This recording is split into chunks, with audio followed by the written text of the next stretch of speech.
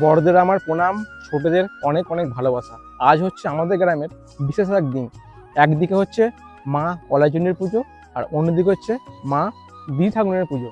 তো আমি আমাদের সাধ্য মতো তোমাদেরকে দুটো পুজো দেখানোর চেষ্টা করব, তোমরা এই ভিডিওটা দেখতে থাকো। আমরা এখন রয়েছি যেখানে মা চণ্ডীর পুজো হচ্ছে, আর এখানে দেখো খুব সুন্দর একটা দেবদের পাতা দিয়ে গেট করা হয়েছে। তো আস্তে তোমাদেরকে সেই মা চণ্ডীর সামনে নিয়ে যাবো।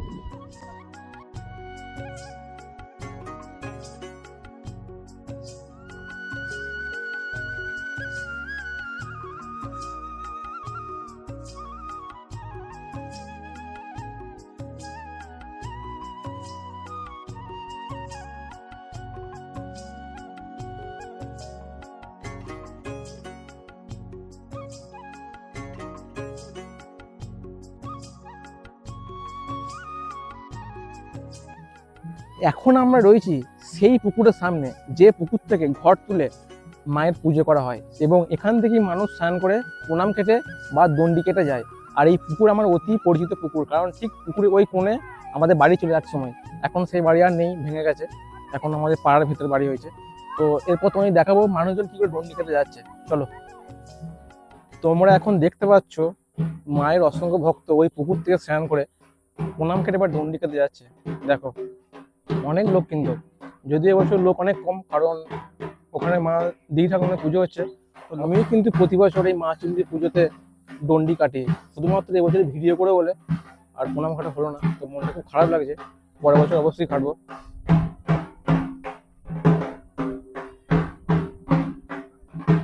দেখতে পাচ্ছ যত বেলা বাড়ছে তত মানুষের ভিড় আরো বাড়ছে, মানুষ এক এক করে এখানে উপস্থিত হচ্ছে, তোমরা দেখতে পাচ্ছ। আমি এখন পেয়ে গেছি আমার বন্ধুকে। বাবাই, আইসক্রিম খেয়ে এখন কিরকম লাগছে গরমে? খুব ভালো, এত গরমে আইসক্রিম খেয়ে খুব ভালো লাগছে।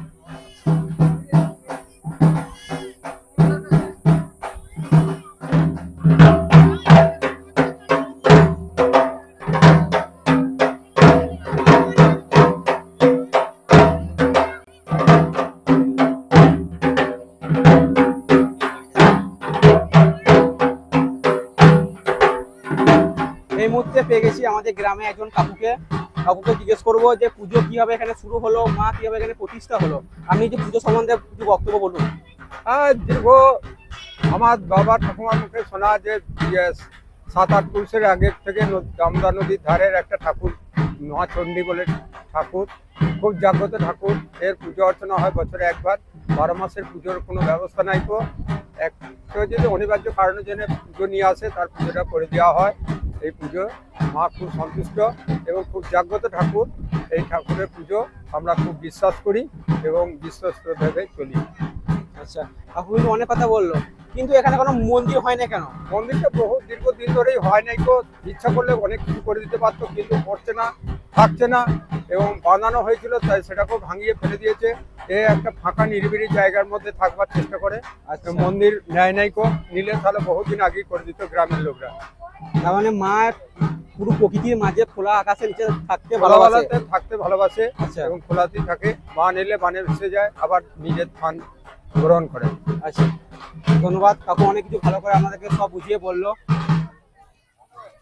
এই মুহূর্তে পেয়ে গেছি আমাদের টিম মেম্বার ধন থেকে, যে ভিডিও বাদ দিয়ে গেম খেলছে মায়ের মন্দিরের সামনে এসি। ধন থেকে কিছু বলার জন্য বলবো, কিছু বলো। কিছু বলার নাই, আমি এখন গেম খেলছি। তোমরা খুবই গেমে ব্যস্ত হয়ে গেছে এখন। তার মধ্যে যে ভালো তো সব, আশা করি।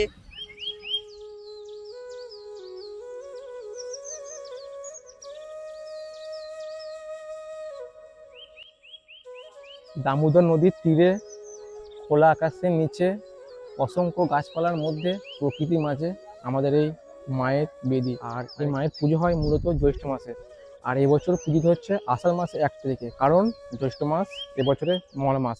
তো ওই জন্য এবছরে আষাঢ় মাসে 1 তারিখে পূজিত হচ্ছে। আর এখন দেখতে পাচ্ছ, দেখো দামোদর নদীতে কোনো জল নেই। যখন বন্যা হয় বা বান আসে, তখন এই অবধি জল চলে আসে। এখন দামোদর নদী পুরো শুষ্ক, একদম পুরো শুকনো। ঠিক দামোদর নদীর পাশেই এই মায়ের বেদি। তোমরা যদি এখানে আসো, তোমাদের মন একদম ভালো হয়ে যাবে। এত সুন্দর ঠান্ডা হাওয়া। লাইক, কমেন্ট, সাবস্ক্রাইব, শেয়ার করে দাও ভিডিওটাকে। তোদের আইসক্রিম কেমন খেতে লাগছে? ভালো লাগছে। ভালো লাগছে। তো কেমন লাগছে? ভালো। আমি শুভম এবং ভারু আমরা আমাদের সাধ্যমতো তোমাদেরকে এই মা চণ্ডীর ভিডিওটা দেখানোর চেষ্টা করলাম। এরপর আমরা যাব আমাদের গ্রামের ভেতরে, যেখানে মা দিদি ঠাকুরের পুজো হচ্ছে, তো ওখানটাও কভার করবো। এখানে থাকতে তো মন চাইছে অনেকক্ষণ, কিন্তু কিছু করার নাই, যে দুটো পুজো একদিনে পড়ে গেছে। আর আমি তোমাদের কথা দিয়েছি দুটো পুজো তোমাদেরকে দেখাবো। তো চলো সেখানে যাওয়া যাক। মা চণ্ডীর পুজোর ভিডিও আমরা আমাদের সাধ্যমতো তোমাদেরকে দেখানোর চেষ্টা করলাম। এখন আমরা যাচ্ছি আমাদের গ্রামের ভেতরে, যেখানে মা দেবী ঠাকুরের পুজো হচ্ছে, আর ওই জায়গার ভিডিওর পুরো কভারটা শুভম করবে। তো চলো সেখানে গিয়ে তোমাদেরকে পুরো ভিডিওটা দেখাই। আমরা এই মুহূর্তে এসে উপস্থিত হয়েছি মা দেবী ঠাকুরের মন্দিরের সামনে। তো এসো। তো মন্দিরে যাওয়ার আগে দেখো এখানে অসংখ্য মেলার দোকান বসেছে, তার সঙ্গে আইসক্রিমের দোকান, যেহেতু গরমের ওয়েদার।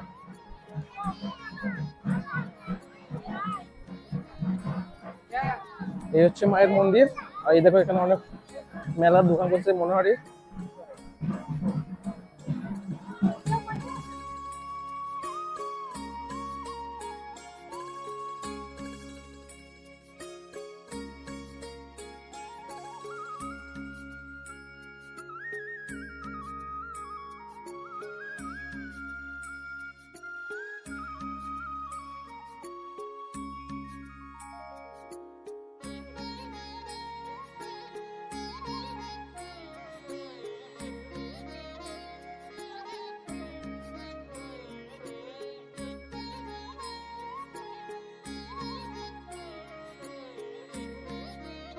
এই মুহূর্তে পেয়ে গেছি পুজো কমিটি তাদেরকে এবং কাকুকে অনুরোধ করবো পুজো সম্বন্ধে কিছু বক্তব্য দেওয়ার জন্য।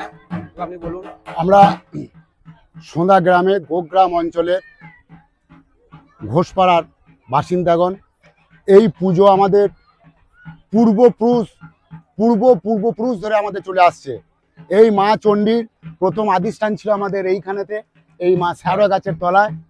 তো এইখান থেকে মাকে আমরা এখন উপস্থিত সব বর্তমান যুগের এই মন্দির প্রতিষ্ঠাতা করে, আমাদের এই মায়ের মন্দির প্রতিষ্ঠাতা করে এই পুজো আমাদের হচ্ছে।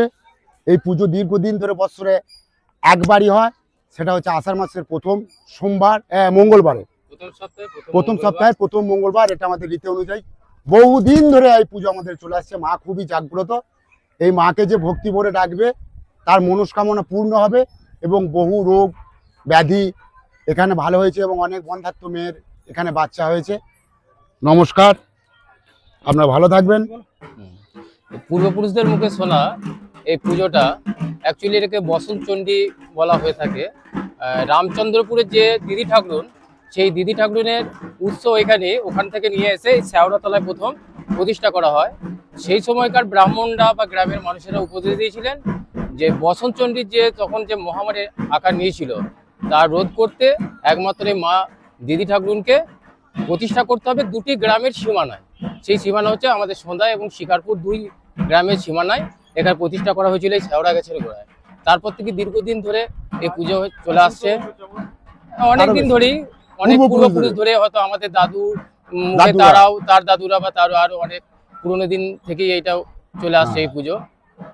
জাগ্রত মা আমাদের খুবই। আর প্রতি বছরই আষাঢ় মাসে প্রথম সপ্তাহে মঙ্গলবার অথবা শনিবার প্রথম সপ্তাহে যেটা পড়ে সেই দিনই পূজা হয়। নমস্কার। আমরা যেখানেই ভিডিও করতে যাই আমাদের ভালোবাসা মানুষ রামদাকে আমরা সেই জায়গাতেই পাই। তো রামদাকে আমরা জিজ্ঞেস করবো এই পুজো সম্বন্ধে কিছু বলার জন্য। রামদা, তুমি কিছু বলো। হরে কৃষ্ণ। সোনা গ্রামে দীর্ঘদিন ধরে দিদিমার পুজো হয়ে আসছে, অনেক ভক্ত সমাগম হয় এবং ব্রাহ্মণ পুজো করেন। এবং আমি এসেছি আইসক্রিম বিক্রি করার জন্য। তো অনেক মানুষের সমাগমের মধ্য দিয়ে পূজা হচ্ছে। পূজায় যেসব সামগ্রী লাগে সেসব, মানে এটা তো তামসিক পূজা, তাই সব রকম ব্যবস্থা আছে। তাই আপনারাও আসুন, যে যেখান থেকে দেখছেন আসুন। সোনা গ্রামে আমাদের এই আষাঢ় মাসের প্রথম মঙ্গলবার বা শনিবার এই পুজোটা হয়। তাতে যে ডেটই হোক, আষাঢ় মাসের প্রথম মঙ্গলবার বা শনিবার এই পূজাটা হয়। তো আপনারা আসুন, আনন্দ উপভোগ করবেন। সোনা গ্রামে হয়। তো হরে এই কৃষ্ণ। মুহূর্তে আমাদের এখানে দণ্ডি কাটা হচ্ছে। দণ্ডি খেতে খেতে মায়ের মন্দিরে 3 পাক ঘোরার পর ধুনো ফোড়া হবে। তারপর মাকে দর্শন করে প্রণাম করে মায়ের আশীর্বাদ নিয়ে তারা আবার নিজেদের বাড়ি ফিরে যাবে। আমরা দেখুন সবাই এক এক করে এসে দণ্ডি খেতে মায়ের মন্দির দিকে এগিয়ে যাচ্ছে আস্তে আস্তে করে। যা গরম এর মধ্যেও মানুষ নিজের ভক্তি মা যেন তাকে টানছে।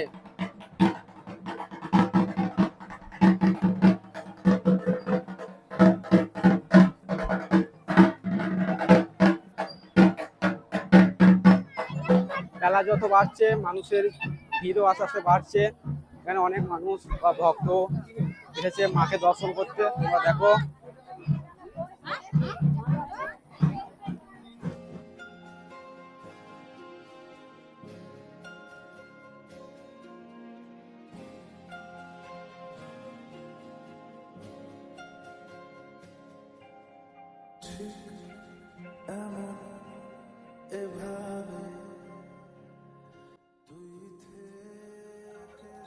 ঠিক যখন দুপুর 2টো বাজে আমি ভাত টাত খেয়ে রোজ এইখানটা বসে থাকি আর একটু মোবাইল দেখি, ঠিক মায়ের মন্দিরের সামনেই। মানে এই জায়গাটা এত হাওয়া, শুধু আমি নয় আমাদের পাড়ার অনেক লোকই এখানটায় বসে থাকে। তো এই জায়গাটায় এত গাছপালা আছে না, বাঁশঝোড়া আছে, তো পুরো ঠান্ডা। ঠিক এইখানটায় বসে থাকে প্রতিদিন, একদিনও বাদ নয়, কিন্তু প্রতিদিন আমি এখানটায় আসি। যত কাজই থাকুক একবার আসতেই হবে। ঠিক এখানটায় বসে একটু মোবাইল দিয়ে গেম খেলি, এলেই মনটা ঠান্ডা হয়ে যায় আর শান্তি লাগে খুব। আমি এবং শুভম আমাদের সাধ্যমতো মা চণ্ডীর পুজো এবং মা দিদি ঠাকুরের পুজো তোমাদের দেখানোর চেষ্টা করলাম। যদি তোমাদের ভিডিওটা ভালো লাগে থাকে অবশ্যই ভিডিওটা লাইক করবে, বন্ধুদের শেয়ার করবে। আর যদি চ্যানেল নতুন হয়ে থাকো অবশ্যই চ্যানেলটা সাবস্ক্রাইব করে আমাদের পাশে থাকবে। সকলে ভালো থাকবেন, টাটা।